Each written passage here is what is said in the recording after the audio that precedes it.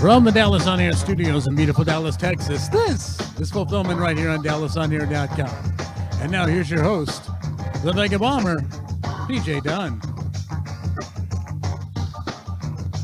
Welcome, film fan. I'm saying fin fan like I like Finn or something like that. That's kind of crazy. This is episode 15, season 3, as we're getting started already with the tongue tiedness, as that happens after you've been sitting down for a while. So if you're a film fan... This is not our tribute to Jaws. That's right. This is not our tribute to Flipper. That's it. Not a tribute to a stormtrooper who got... Well, anyway. There'll be no fish involved. No fish will be harmed in the making of this episode. That's exactly right. So we're going to talk about today... if you haven't watched the show before, thank you for joining us today. Consider subscribing if you're brand new here. And so what are we about? So with film fulfillment, see, I'm still not ready to talk yet. With fulfillment, we are talking about movies on every aspect of them, collecting, the directing, the acting, the actors. We just love film. So if you love film, then you are in the right place. And so sitting to my right, I'm going to introduce the crew. And I have John E Flix with me. Good morning, everybody. Yes. And that voice behind the camera, but sometimes in front of it, Kazak. Greetings and salutations, campers. Welcome to DallasOnAir.com. Yes. And I want to give a shout out to Edward Smith, also known as Prim. He's on watching us live. So thanks, Eddie. Thanks for checking in with us this morning. We'll make sure we keep the show lively since you're there live, checking it out. Yay! Yay! Little sound, little fanfare going off. Okay. So today we're going to talk about movies that actually ended up being remakes. And sometimes the interesting thing here, Johnny, is people don't know some of these films are remakes. They just think it's great, like Scarface. They didn't realize it was made before. But sometimes remakes are better than the original. And that's what we're going to talk about today as the main topic. But first, before we do that, we're going to jump into the things that we recently have just seen.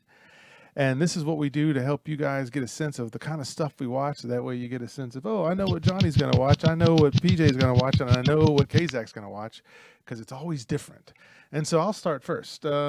Netflix, docuseries, Night Stalker. Where have y'all been? Watch this. This is one of the best documentaries about crime I've ever seen, because it's told almost from a horror perspective, because what they're doing is they've got the two detectives who had to find the Night Stalker, Richard Ramirez, who killed, several people, 15 people in a 170-day spree, all within a certain circumference. He never really left California, and they could not find him.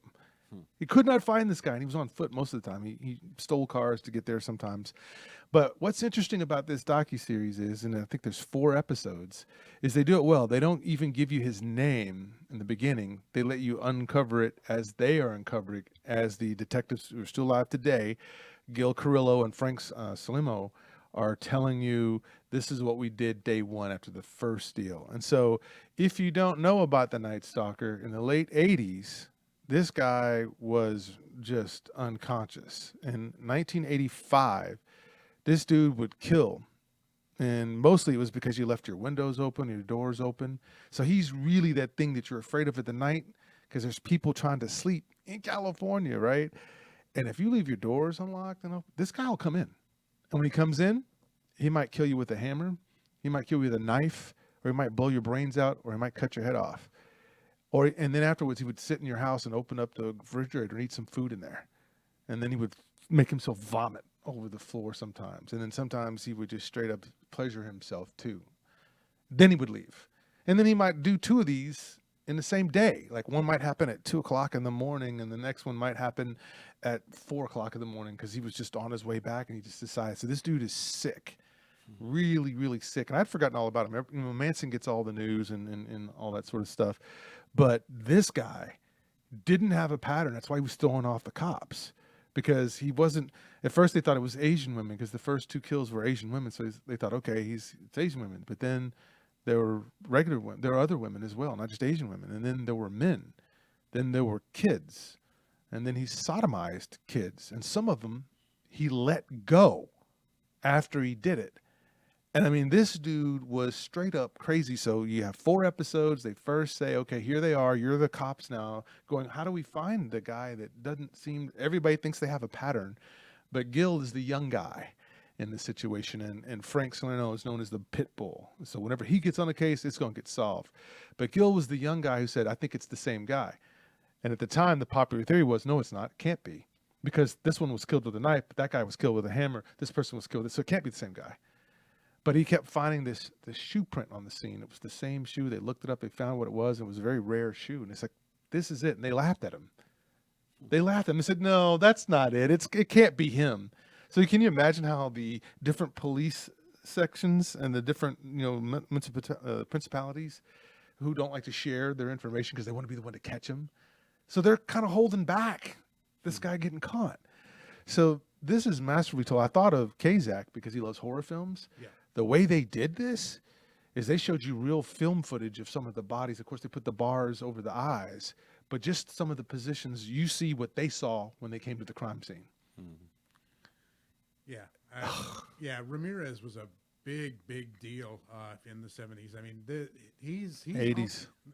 Late 70s, early. Yeah, because I mean, he's one of the guys who really touched off the satanic panic. Yep. And the fact that he testifies to being a Satanist in court and things like that, and says AC/DC is my favorite band and things like that. He starts off a whole just cavalcade of fear. Yes, he does. In the 80s. Yes, he does. I mean, his story is frightening.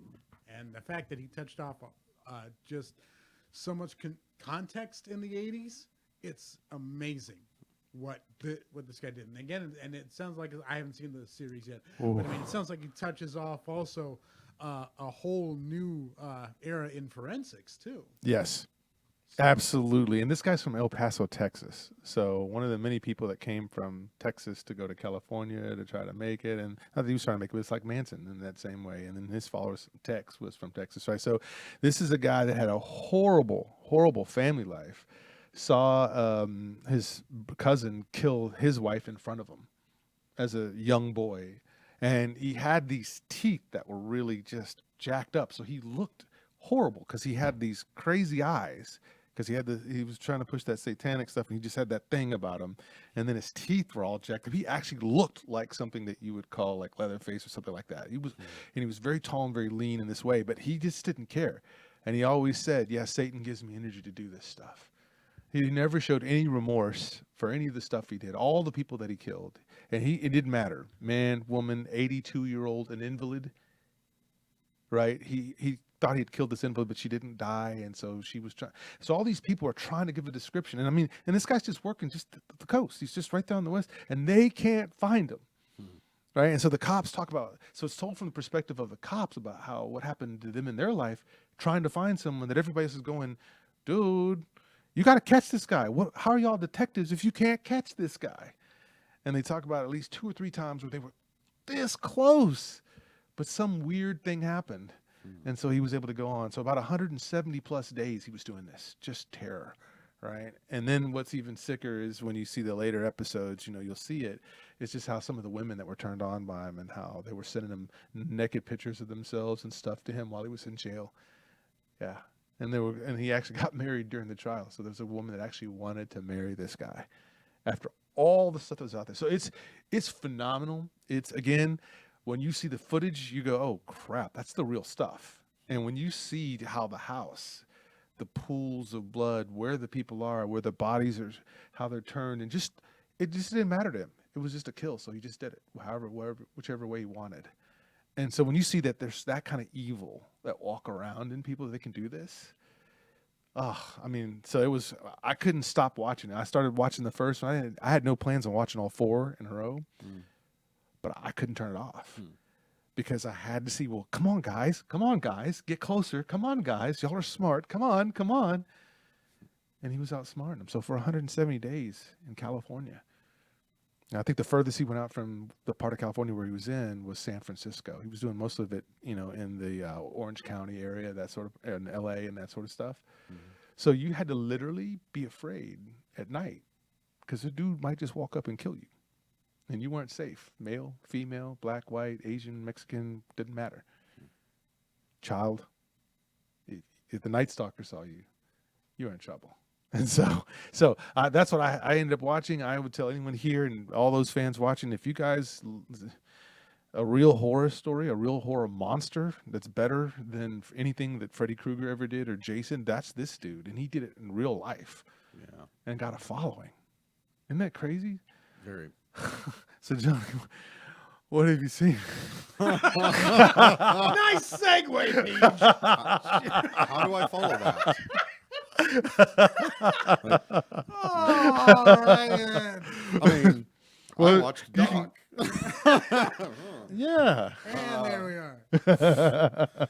Wow, how do we follow that? So, I watched Doc, although I haven't finished it yet. Okay. I've been a little busy, but I've always loved Tombstone, right? Yeah. Well, everybody loves Tombstone, and I've been craving more of that lately.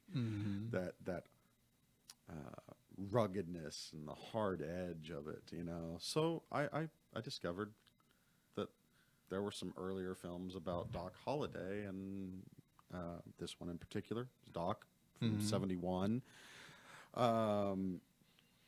Directed by Frank Perry, and it's got Stacy Keach playing Doc Holliday, and Faye Dunaway's in it. Oh, Real interesting there. there you But I'm not really sure what I think about it yet. It's a very, very different take on Doc Holliday and the whole OK Corral scenario. In this one, they're portrayed more as the villains, really, which is really interesting. It's an interesting take. Yeah. With Doc Holliday and Wyatt Earp, they're taking political advantage in the area and trying to work deals behind the scenes with the other people that are in power currently and trying to take over the gambling and everything else. So it's kind of painting them as criminals to begin with, so that they can take advantage financially, and no interest whatsoever in law and order or anything like that. So it's a very different look at the situation, and I would say that it's one of the grittier westerns that I've ever seen, bordering on a little bit masochistic even, I would say, which is kind of strange. Like it doesn't leave you with a good warm fuzzy feeling about any of these people, and we're used to looking up to Wyatt Earp and Doc Holliday, right? They're the heroes. Right. They're not even anti-heroes in this one, so it's kind of strange. I'm not sure what I'm going to think about it when I finish it. Doc. Yeah. 1971, right? Yes. Stacy Keach, Faye Dunaway. Yeah. Okay. I haven't seen that in a long time. In fact, I almost forgot about this one. I'd never heard of it. So what made you find it? You just were looking, or you just... I was just looking for some additional films about Wyatt Earp and Doc Holliday. I've always been fascinated by them, and here we are talking about remakes today, but it's just interesting to see what people have thought about that story over the decades. So I was just looking for some additional Okay. Doc Holliday stuff. Okay. That happens sometimes. Little trivia note: Doc Holliday was a dentist in Dallas. Didn't know that. Pretty cool. Pretty cool. Okay, Zach, what about you? All right. So for me, of course, I went in for the big splashy one, and I went for James Gunn's The Suicide Squad. Okay. Okay. Now, I went into this with reticence. I because the Suicide Squad, what was it, James Ayers, last foray into this, it was terrible. Just badly written, badly put together. They had no understanding of the plot. They just basically said, throw these people in and make Margot Robbie look sexy. Yeah. Make Jared Leto look crazy, make Margot Robbie look sexy, and let's slow everything down. And oh yeah, let's throw in Cara Delevingne and her eyebrows of doom. Just let's do all that, okay? Yeah. Yeah. And Viola Davis somehow. Yeah. Okay. So there are only two words that were going to get me into this film, and that's James Gunn. Mm-hmm. James Gunn, of course, I have infinite faith in after Guardians of the Galaxy, and of course, I'm a trauma guy.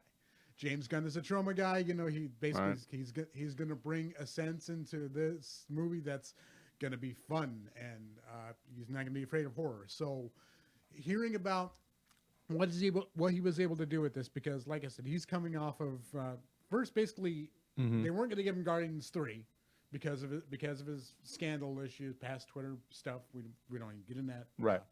But they basically said, okay, we're going to trust you to make this film. And he basically went in and said, can I do what I want? Yes. Can I have the budget that I want? Yes. Can I kill anyone I want? Yes. He basically gets carte blanche as a comic book lover to do the film that he wants to do. And that's exactly what you get. You get a whole lot of kind of that same Quentin Tarantino thing, and the fact that, you know, good artists borrow, great artists steal. Mm-hmm. He's straight out stealing from, some of the great 1970s ensemble, like shoot 'em ups, like, you know, like Inglourious Bastards and Dirty Dozen, things like that. Mm-hmm. But he's also got a really kind of he's also got like elements of kaiju films in here, and just all kinds, and, you know, just some of those great team up films. And in this, he's got at his disposal a really spectacular cast who play the stuff to the hilt, because they know they're going to chew up the scenery, and it's absolutely spectacular. Viola Davis is particularly cold. Idris Elba, you know, just as the burnout, I'm too old for this shit. Danny stuff. Glover, Lethal Weapon. Yep. John Cena as a broed up Captain America. Mm-hmm. Oh my God. John Cena just delivering his lines deadpan is just perfect. And of course, you got Margot Robbie. And again, James Gunn works his magic with Suicide Squad. What he worked with Guardians of the Galaxy, and that's taking B horror or B comic book level heroes and turning them into A level superstars. And he actually delivers pathos and fun, snappy dialogue. It's a little long, but the action really never stops. The action is just really well choreographed. It's really well shot. The techniques that they're using on cameras in this, it's really intense, and it's really kind of the technology catching up with the filmmaker. And he's delivering a really great image. And again, you never forget that it's a comic book film. You never forget that it's a comic book film, and that's the joy in it. It's a really joyful, fun watch. It's horrifically violent, and if you dig James Gunn and, you know, trauma style horror, you're in for it. Yeah. If you dig, you know, the wartime movie, you're in for that. Okay. And if you're in for the comic book, movie with, you know, the crazy ensemble, you definitely got that. Again, you're getting spectacular performances out of even, you know, Sylvester Stallone. As the voice of King Shark, which is, you know, this man is an Academy Award winner. Again, Margot Robbie delivering this time as Harley Quinn. Everything in it is worth watching. Okay, so it's a severe upgrade to the first one. Exactly. Nice. It's fun. And Okay. again, like I said, where the last one was just make this to make a movie, make this to make a DC movie, this is a comic book lover making a comic book film and delivering spectacularly. It's good. Give him the budget, give him the room to do what he wants to do, and he will deliver. And that's exactly what you get. You get a really fun James Gunn film. And if that's what you want, then you're definitely going to get it in space. It's a really great DC film. I like I said, I've been burned by DC so many times in their films. This one really renew my expectations. And this one's just called Suicide Squad. The Suicide Squad. So the first one's Suicide Squad. This one's called The Suicide Squad. Okay. Yeah. Okay. That's never going to get confusing. Yeah, no, that's interesting. Yeah, no, I'd heard that, and I because this is a film obviously that I don't care about, but I also realized that some of these films, you know, when they do what they what they're setting out to do and they do it well, Mm-hmm. then that can be fun. It could be something like Yeah. that. It'll be a movie that I'll probably get around to seeing, but I'm not Yeah. going to rush out to You- just You because. don't need to rush, but it's really, really worth seeing. It is a spectacular use of 2 hours of your time for movie viewing. It's just sit down on the couch, get some popcorn, and just enjoy. Or go, or better yet, go see it in IMAX. Go see this in the theater because the visuals are really spectacular on it. I mean, even in the small screen, if you're going to see it on a big screen, it's really going to deliver.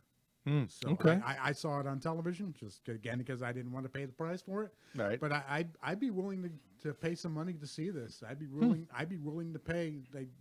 There's no hiding it.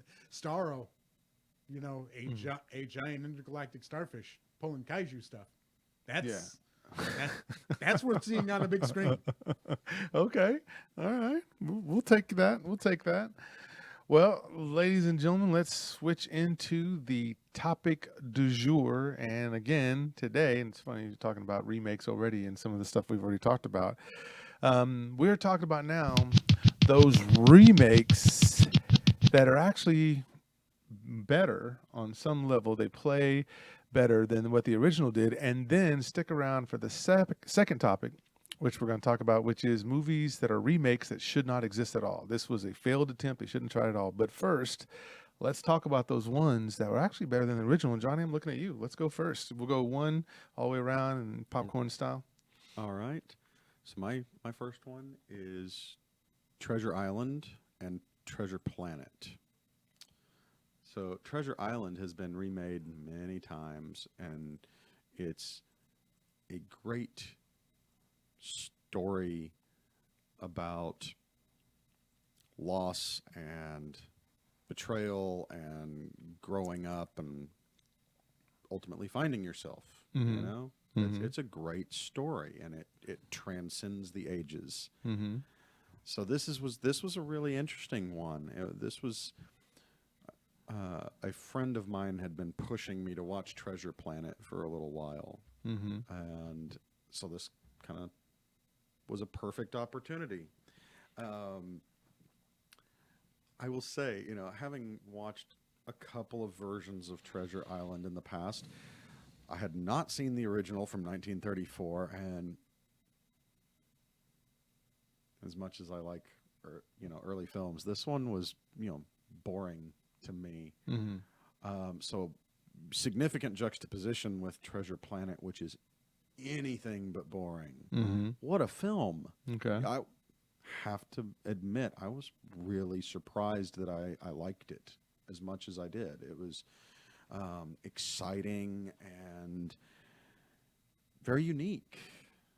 Disney used a lot of fascinating mixture of techniques to make it happen, and it just kind of works. Mm-hmm. There's a mixture of CGI and 2D animation and all sorts of other things that make it a very interesting and engaging film to watch. I can't say enough good things about it, and yet it seemed to kind of flop and nobody pays attention to it. Right? And so I'm not sure why. Honestly, it's a really good film.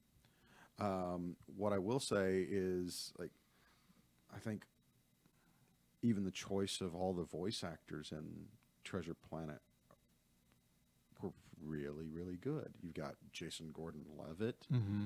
in it, and Emma Thompson, even Martin Short. Mm-hmm. You've got a great cast. And Okay. It just works. And I think one of the really beautiful things about Treasure Planet is how engaging it is emotionally.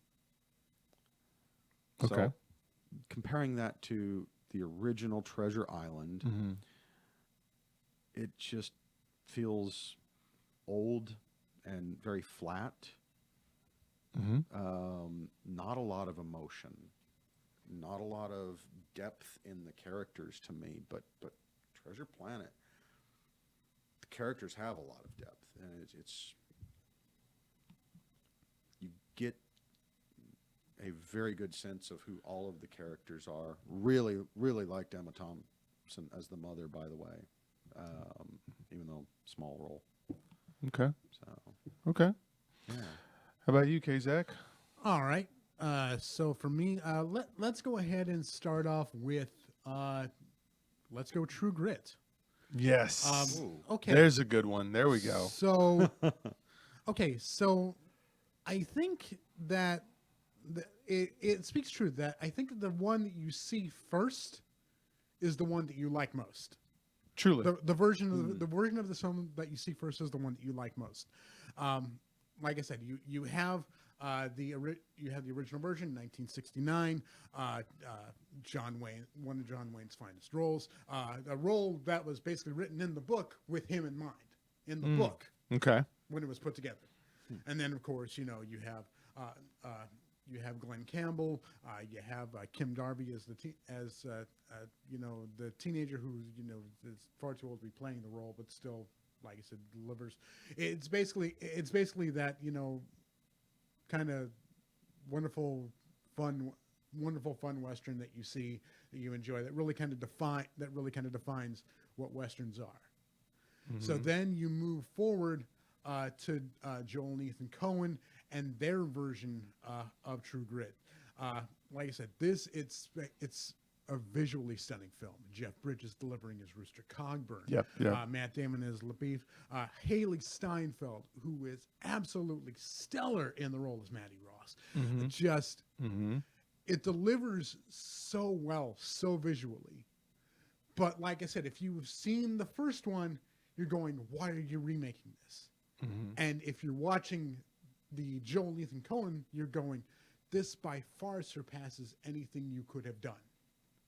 So, like I said, because there are some wonderful shots, like you see, Rooster Cogburn running with her in his arms, and then in the night air, you see some great, visuals and things like that. But by the same token, when you take a look at the original, you're seeing those sweeping landscapes and things like that. You're seeing more of the relationships in the Coen Brothers movie, but you're seeing more of the Western in the original. Yeah. I enjoy the remake a whole lot more because number one, I'm a Coen Brothers fan. Okay. Number two, I'm a Jeff Bridges fan, and just number three, the acting is just so far improved. Yeah. But by the same token, my dad loves the original. Sure. And I Probably because of John Wayne. Right.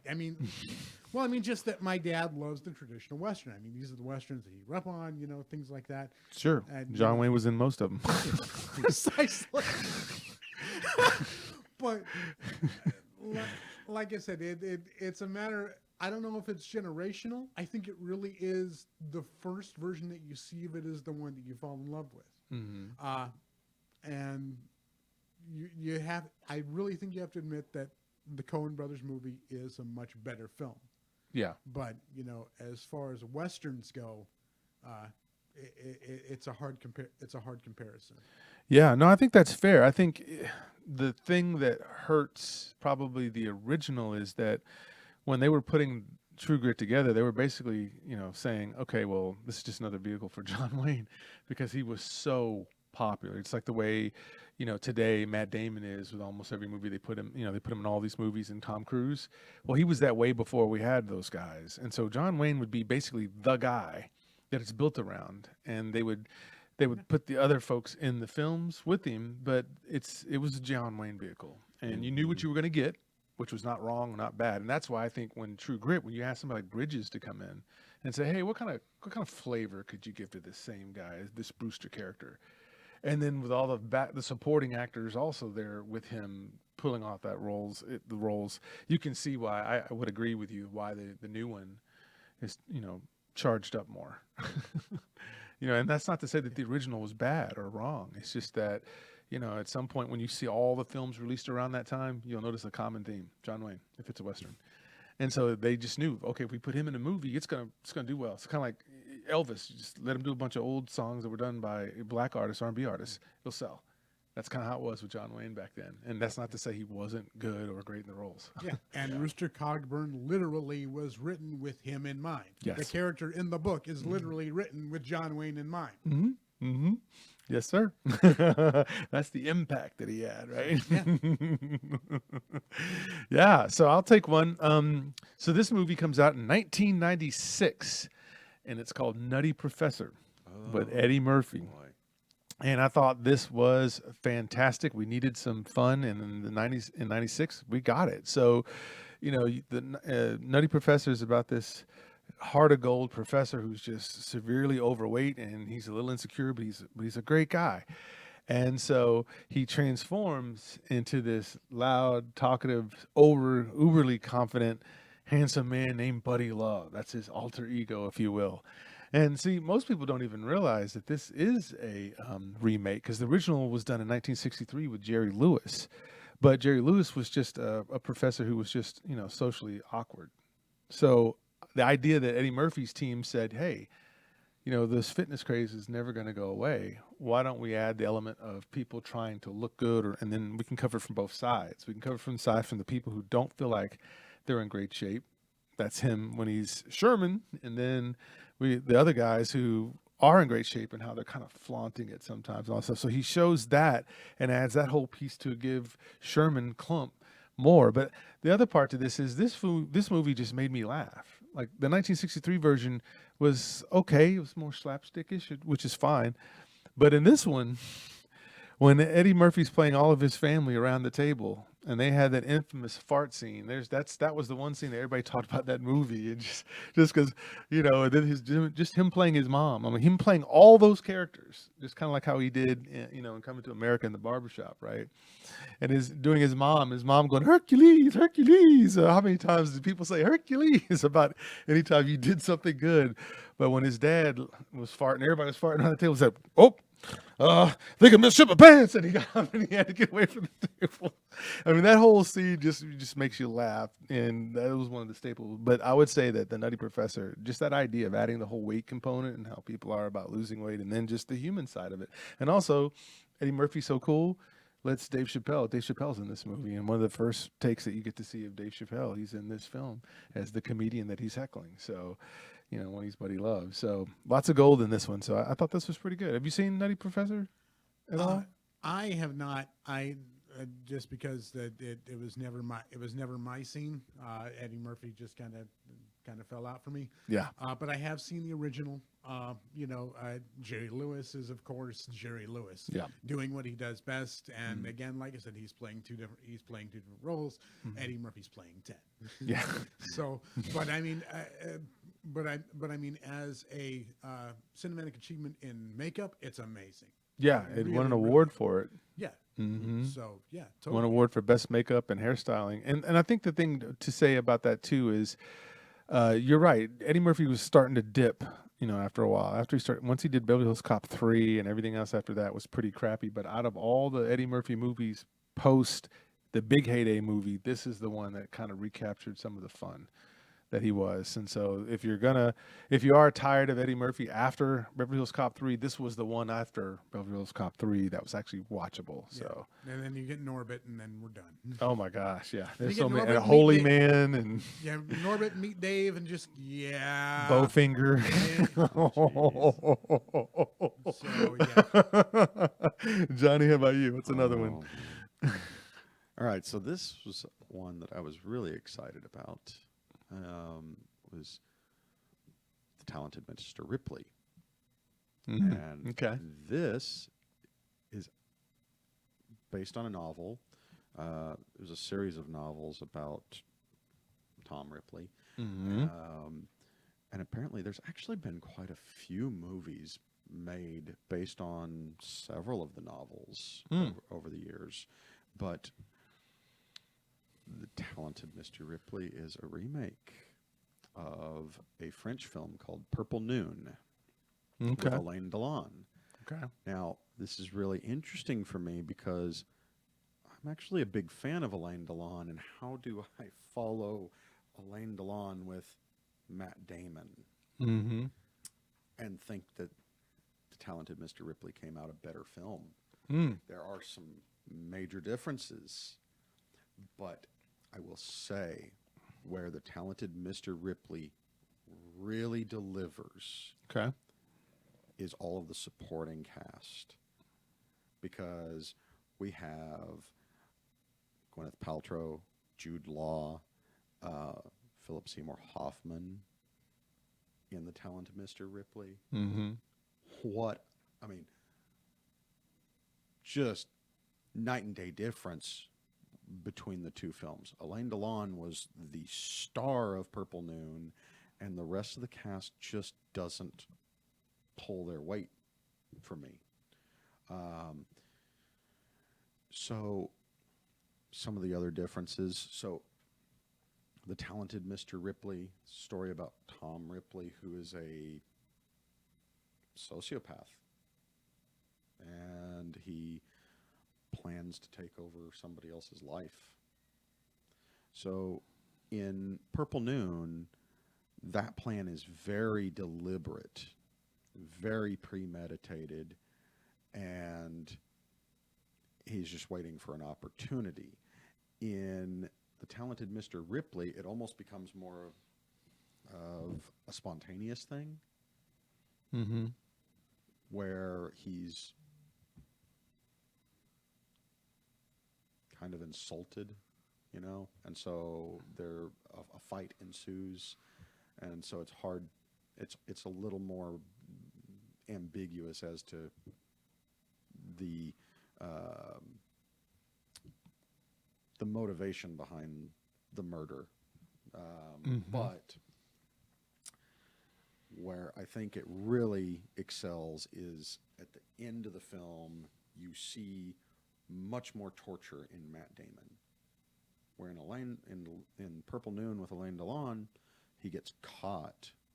Mm-hmm.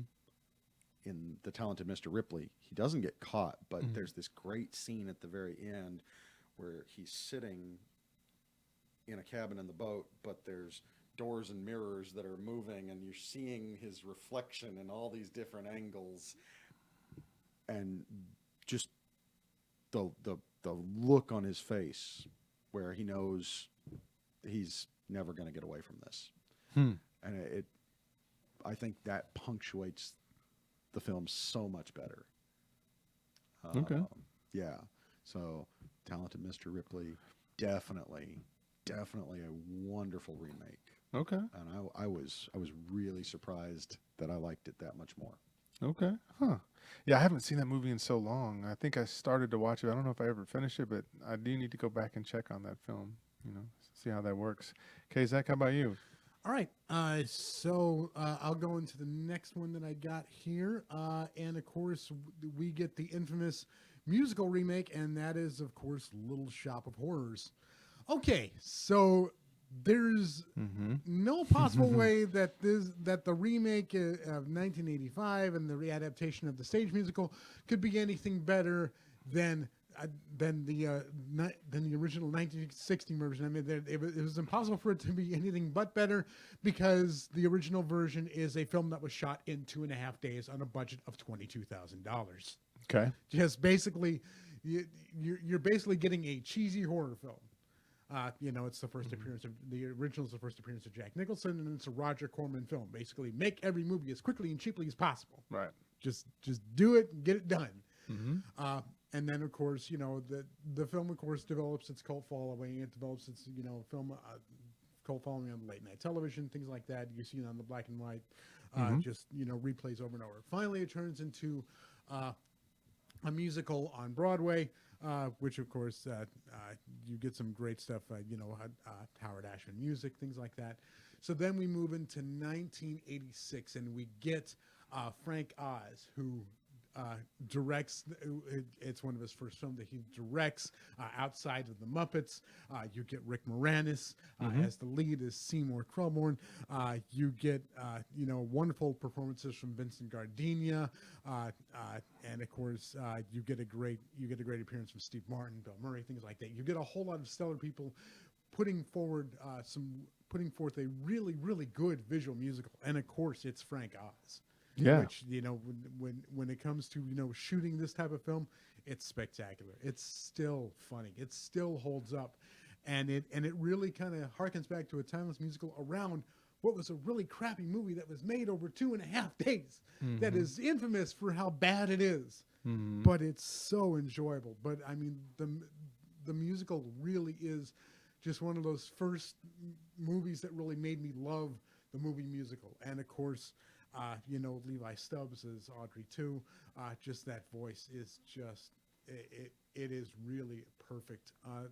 Everything in that film is just fun. Yeah. And it really is just one of those really fun musicals. Just the colors, the visuals, and of course the reshot ending. Because when you end it like they originally ended it in the movie, you couldn't do the original movie, and of course they shot the original musical ending the way they ended it in the Broadway version, which is of course really kind of tragic. So then they basically give you the big happy ending, and it's just like, okay, it's fun again, and all of that. So it's definitely a film for audiences, for people who love musicals, for people who love doo-wop, and of course, who love really good puppetry. Absolutely, Little Shop of Horrors, the 1986 version is just still spectacular. And Steve Martin with black hair. Yeah. Yeah, so on my list, I threw in here a movie that was made in 2007, 3:10 to Yuma. And this one's tough because the 3:10 to Yuma that came out in 1957 had Glenn Ford in it, who was just the guy back then, just like the way we were talking about earlier, how the way Matt Damon may be today, or Denzel Washington to that matter. And so this is a tough one because it's not to say that 57 version wasn't very good. I have to give the nod here because look at the cast that you have here in 2007. You got Christian Bale as one of the titular characters, lead characters here, the protagonist. Then you got Russell Crowe as the antagonist. You got Peter Fonda and Ben Foster, who's extremely underrated. And so I'm a big villain fan. And so I have to say it. I feel like Russell Crowe was just that much better than the great Glenn Ford. Don't throw anything at me out there in TV land, internet land. But Russell Crowe nailed that character. And then Ben Foster plays a great psycho cowboy. That's his right-hand man to Russell Crowe. So the mastery of Russell Crowe, the mastery of Christian Bale playing the father that's injured from the war guy, just trying to keep his farm, although the banks and everything else are trying to take his land from him and all this crazy stuff. And how Russell Crowe comes in and tries to sweet talk his wife when he's over there, and he's trying to hold him up and all this stuff, and the money that he needs, and then the problem with the older son thinking his dad is weak and not willing to stand up and do things just because he's been humbled. And just when you go through that whole cycle of looking at how the son-father relationship is between them, and then watching how smooth Russell Crowe is, you're almost kind of cheering for him in a way, even though he's the bad guy. That's how smooth Russell Crowe plays, the villain in this particular case. But then anytime Ben Foster's on the screen, you just believe Psycho Cowboy. He plays that great. And of course, having him in Hell or High Water playing that psycho role again as the psycho brother, perfect. Well, he did this early in 3:10 to Yuma, since that came out before Hell or High Water. And so I wonder if that helped him get cast here, since that 3:10 to Yuma is a Western and Hell or High Water is kind of like a nouveau Western. But I'm going to have to give it to the 2007 version because I actually like the performances given by Russell Crowe and Christian Bale and then Ben Foster. I mean, I just the original was still great, but I don't get excited for it, I don't get excited for Glenn Ford like I do every time Russell Crowe shows up on the screen. So I'm going to go with that. 3:10 to Yuma, the 2007 remake, I think is better than the 1957 original. How about you, Johnny? Absolutely no faults with that. I think I'll agree with you because you've got a really, really wonderful story in the fact that you've got an Elmore Leonard story, and the original the original version is not it's not really a Western. It's a film noir movie. Yeah, that's true. It's an intense film noir movie. Branch of Shadows, with 310 with the new remake 310 to Yuma, it's a western. It is. It's a pure out violent western. Yeah. And of course, you've got the original. Of course, you Glenn Ford and the lead. I can't remember his name. I can, yeah. But I mean, like I said, they play out. They balance each other out well enough. But yeah, you've really got two intense personalities in Christian Bale and Russell Crowe that are really magnetic on screen. So yeah, it totally. Oh my goodness, yeah, James Mangold. It didn't get enough credit as the director of this film, and so it was nominated for like at least 6 or 7 different Academy Awards. Can't remember if it won one, but it got at least 6 or 7 nominees, and one of them was for music. Best music in a film. So that's kind of crazy right there. When a Western gets it for music. So what's another one, Johnny? Let's do our last row picks before we get into topic B. My last one is The Truth About Charlie. Now, I knew this was a remake when it came out because I'd actually seen the original when I was much younger. Mm-hmm.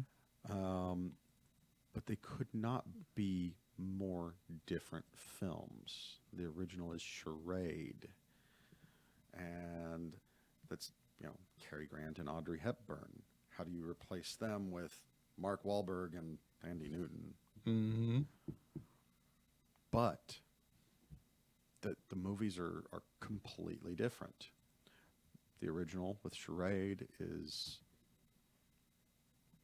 kind of almost a romantic comedy. Okay. And to me, why I am going ahead and saying The Truth About Charlie is my pick of the two is because it does play more like a thriller. There's mystery and depth to it that was supposed to come through in the story, and for whatever reason, the original is, you kind of get some reveals throughout the movie, but it's not anything that keeps you on the edge of your seat. Right. And I like thrillers. Yes. And even though I saw Charade, so I knew the story and I knew what was going to happen, this one just delivered on that edge of your seat thrill a little bit better. And this is a little more exciting. Mm-hmm. Do I think Mark Wahlberg was the best choice for this film? Not really. No, but not terrible either. But overall, That's a lot of Mark Wahlberg films, sir. It is. It is. I can't disagree with you on that. I cannot. But yeah. But for this one to be a remake, I see why they did it. It's a lot more fun, a lot more exciting, I think. Yeah. What did you think of that one, Kazak? Have you seen that film? I have not. I barely even Charade has barely even registered with me, and I've never even heard of The Truth About Charlie. So, like I said, I did Cary Grant and Audrey Hepburn, so I'm definitely going to have to go back and probably watch that original because I'm curious to see it. And once I go in, I might go in for that. Yeah. So, Yeah. I dig the rec. Thank you. What's another one for you, Kazak? All right, so number 3, we go into the inferno that is remaking Asian film. And what I'm going to go with is Martin Scorsese's The Departed. The Departed. The Departed is based on a Hong Kong trilogy called Infernal Affairs. Again with Asian cinema, you're getting some really intense, family stuff and issues with Hong Kong politics and things like that. But you're still getting that same basic story. 2 cops going down opposite paths and diverging and coming back at the same time. One trying to find the other, one trying to cover up for another. You get that same dynamic, but of course with Scorsese, you're getting some crazy off-the-wall performances, especially from Jack Nicholson. You're getting really well-balanced performances from both Matt Damon and Leo DiCaprio, and of course everyone in the film in Scorsese's film really delivers. So you're getting, of course, that wonderful story, but that wonderful story that comes from the original, but you're also getting that cast that just delivers every single note, and of course the Scorsese visual. It's intense. and it's violent, and it's amazing to watch. Of course, a lot of things that Hong Kong cinema, which which is kind of made on the cheap, and doesn't have a lot of that, has to have that quick turnaround time. You get that great story, but you don't necessarily get the great film. And it's with Departed, you get a great story and a great film. So of course, I have to give that edge to The Departed, just because it is Scorsese delivering exactly what he does best. It is an incredibly good film. I never had any idea that would be a remake. Yeah. Wow. Yeah. No one picked up on it. I didn't even pick up on it until I was reading an article like, this is a remake. And then I went and go and pick up the DVDs in front of affairs. Like, okay, I see where it comes through. Okay, I get it. So yeah, it's an American remake of a Hong Kong trilogy. That's really pretty cool, actually. Yeah. That is very cool. Yeah. And I love that cast. They couldn't have casted that better. Mm-hmm.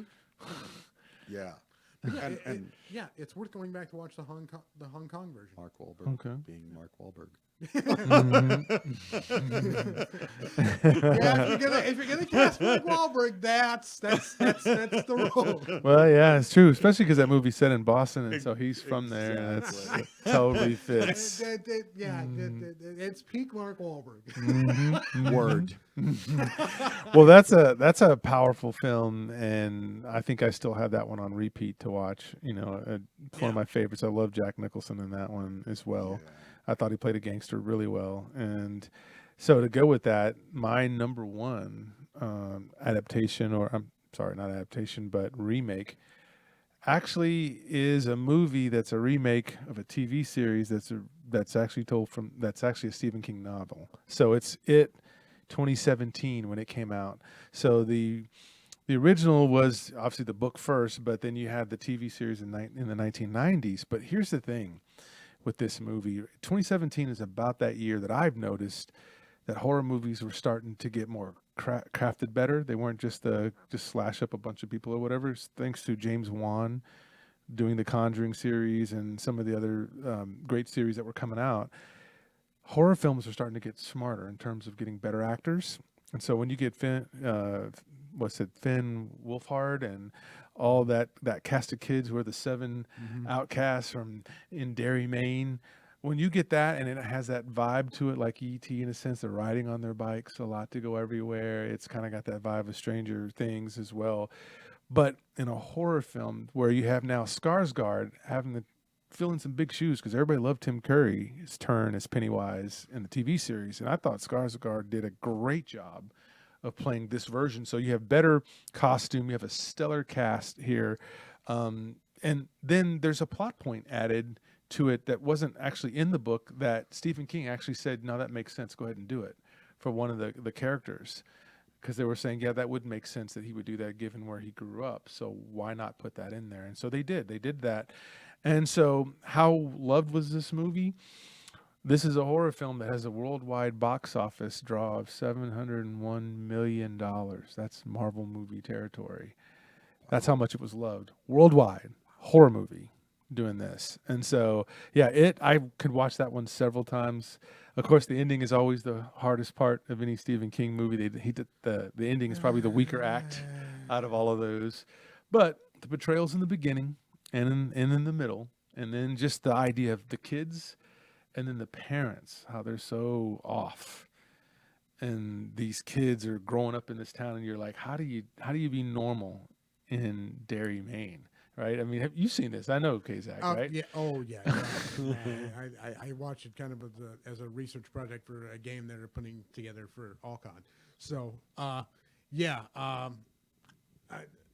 it's a story of really two different budgets, two different Pennywises, because again, with the original, you're limited by a TV budget, and they accomplished what they could with the TV budget and TV movie, and you cannot deny that Tim Curry is spectacular. He is absolutely. He gives a stellar performance, but Skarsgård really really does well combining the CGI with his own performance, because he's genuinely creepy. Yes. Yes, he is. I still the thing that gets me about it is the fact that the only edge that I give to the original TV series, is that they kept it in the 1950s. I don't like that they moved it forward to the 80s. It does. Gotcha. It does because a whole lot of the plot points that originated, that get started, things like that.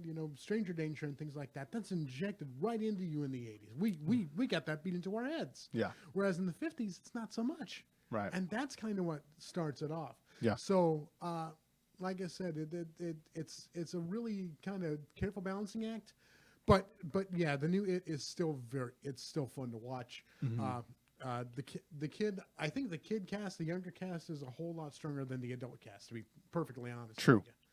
But I dug it. I mean, it's fun. Bill Hader in the second part is it really delivers on his performance. Yeah. There's a lot more that I want to see from those cast members. Yes. From those young cast members. They're really good. And again, the wonderful visual.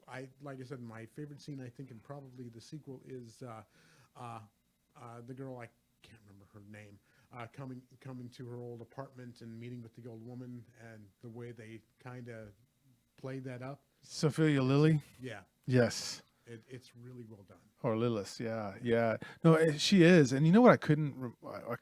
I kept remarking is, oh my gosh, does Sophia Lillis look a lot like, Amy Adams, like a young Amy Adams? Mm-hmm. That's what she kept. I mean, as I looked at her, I was like, wow, that.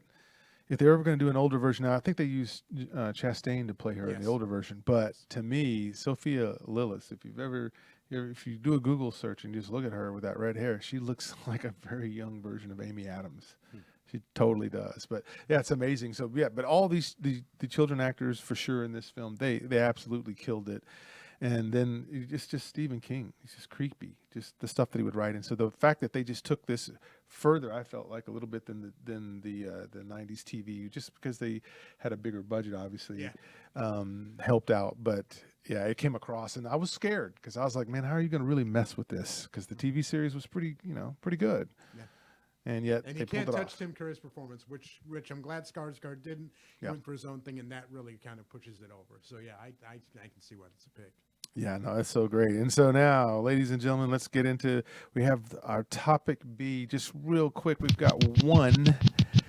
We're going to tell you which remake probably shouldn't exist at all. In fact, we know it shouldn't exist because it was horrible. And just because there are remakes out there, and just because we've outlined some good ones today that either tied or were a little better than, there are some that are just so pitiful that you're just like, they gave you money? They gave you money to do this? And so, Johnny, tell us about a remake that shouldn't even exist at all. This one's a hard one for me. Okay. I'm a huge James Bond fan. But there is one remake. If there was ever one remake in all of cinema that should not exist, it is Never Say Never Again. It is an absolute remake of Thunderball from 1965. Mm-hmm. And both are played by Sean Connery.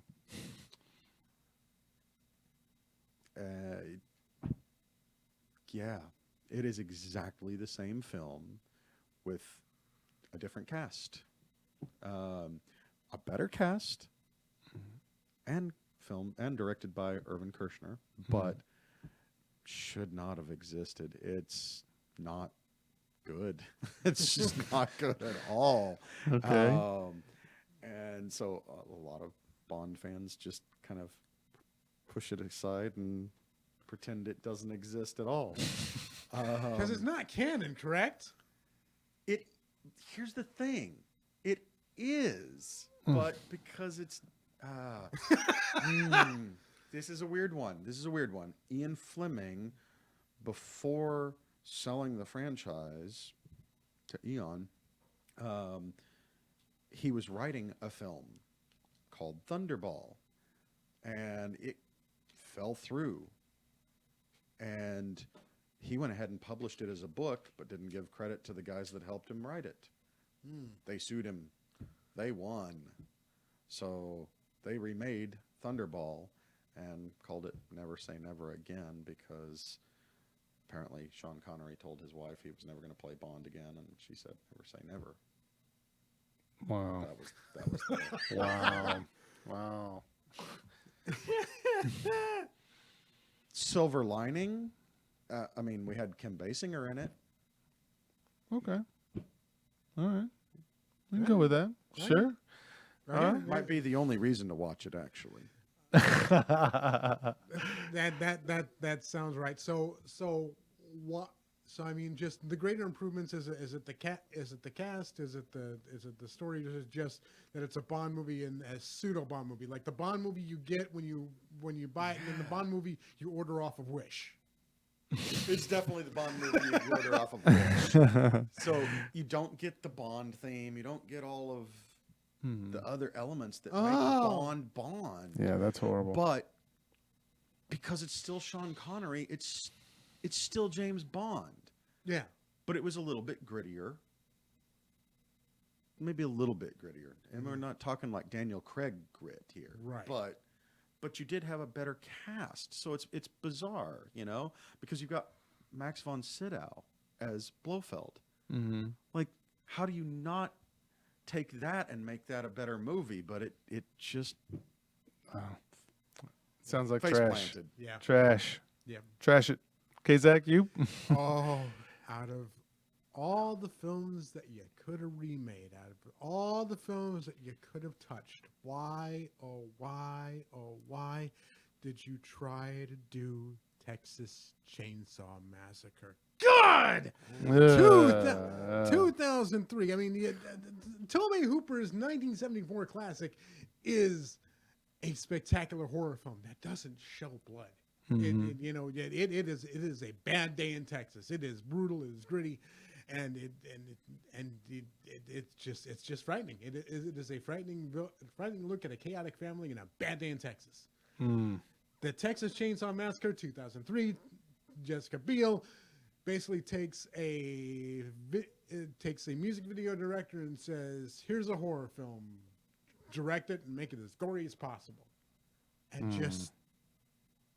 No, just it's violent, it's gory. The twists are just everything you see coming.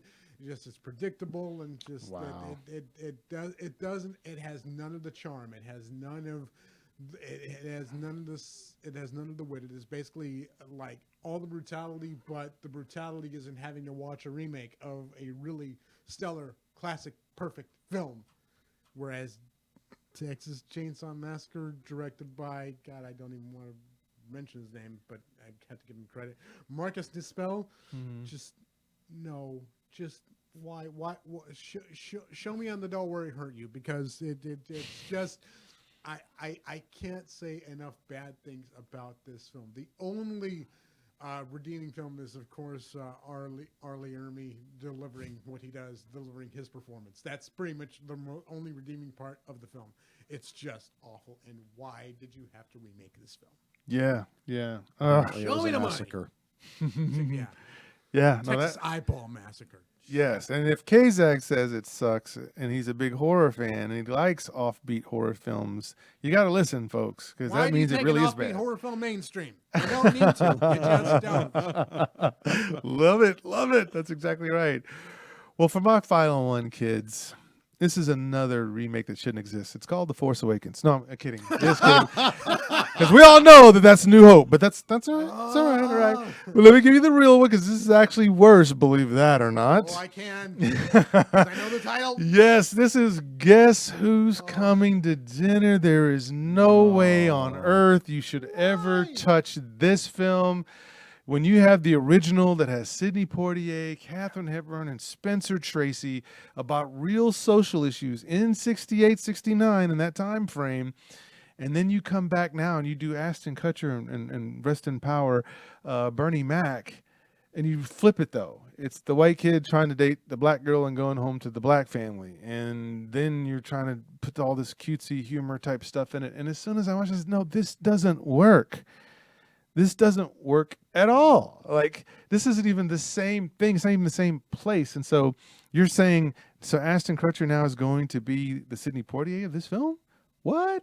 Are you for real?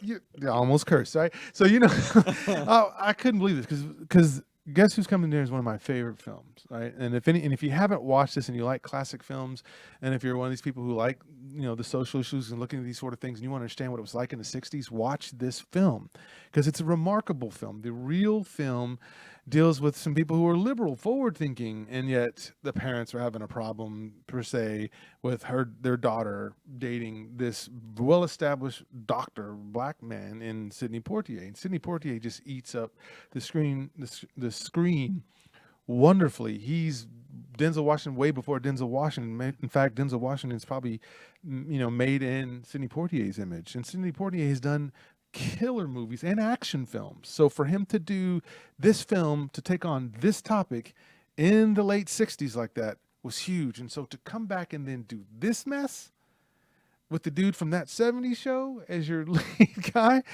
and then you try to make it funny with Bernie Mac, who's no longer with us today, it doesn't play. You can't play this back the other way. I mean, have you seen this atrocity? No, I refuse. I'm not a big Ashton Kutcher fan, and the fact that you're trying to take a classic, intimate, intense, short, almost play between three of the finest actors of that generation, and then replace it for comedy. Yeah. And just do something as pathetic as an Ashton Kutcher vehicle cash grab? Yeah. No. Yeah. It makes me wonder these guys pitching. I'm sorry, go ahead. Yeah, I mean, I can't slight Bernie Mac for doing it. Right. I can slight Ashton Kutcher for doing it. Yeah. Yeah. And was it Thandie Newton was the love interest in this, I think? I think it was Thandie Newton. But it's to me, I was just like, this is like, what was the pitch like? I mean, dude came in and said, hey, y'all, check this out. So you remember that serious, important movie, 1967, called Guess Who's Coming to Dinner? We're just going to call this one Guess Who? And I got an idea for you. We're going to race swap it real quick. Let's make it like the white dude having to go over to, and then, and it's like, yeah, but see, in the 60s, that was a thing, a real thing. So to try to do this movie in the 2000s. Okay, I think you got that pitch almost right. Yeah. You forgot can you pass me the Coke over here? Right. We're going to make this funny. Yeah. So race swap it. Yeah. That's what happened. Cocaine, as Rick James put it, cocaine is a hell of a drug. Yes, it is. Yes. So I could never think of who would ever sit there and say, yeah, this is a great idea. Let's just race swap this and make it funny. And then because Ashton Kutcher is big right now, we'll put him in it. And then, Bernie Mac's the dad, and people will want to see him. And it's just like, no, we would have been better off if you'd just not even. I can't imagine that movie had any chemistry in it at all. None that you would buy, no. Yeah. Well, yeah, methamphetamine. Drugs are bad. Drugs are bad. Okay. So, how about you guys? You heard our list. What did you think? What were the 3 or a couple of remakes that you actually enjoyed more than the originals? And what's your film that's a remake that should never, ever even been thought about, written down on paper, even dreamed about? And if somebody was dreaming about it, somebody need to wake them up if they were dreaming about making any one of these films. But which one of those for you? Let us know in the comments. This will be shown live on YouTube on Monday, so you'll get a chance to comment on YouTube if you don't go to the channel itself on Facebook, which is the Vegabomber channel or Vegabomber page on Facebook. So with that, we'll tell you that next week, in 2 weeks, actually, we'll be looking at Johnny's favorites as it'll be close to his birthday. So we're going to look at some of his favorite directors, actors, and actors and actresses, and we'll do it that way. So, Johnny, who are you giving a shout out to as we close down the show? Well, today I'm going to shout out to Kat. Thanks for the recommendation on Treasure Planet. It was fun. Awesome. Excellent. Kazak, who you shouting out to? Just shouting out to all our great shows here on DallasOnAir.com. Do check us out here every Sunday here for your Talk Nerdy to Me Sunday lineup. You can, of course, check out next week Isle of Toys. Well, and of course, we also bring you the Rant Core Pit with Cole Houston. I do also check out Fan and Wife with Eddie and Colleen Medina, as well as Figments, the Unexplained Mysteries podcast. Check out Best for Business. Check out Say Something. Check out all the great stuff that we got here on DallasOnAir.com. Special shout outs to to Jedi and Kat for giving us a home here every Sunday right here on DallasOnAir.com.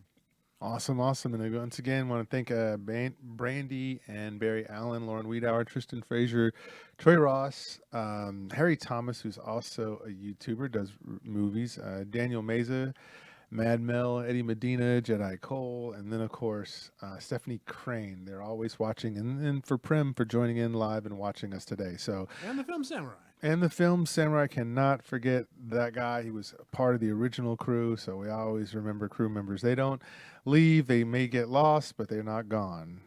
All right? So with that, we're out. August 22nd, that's the next show. That's when we will see y'all. So until then, we're out. Peace.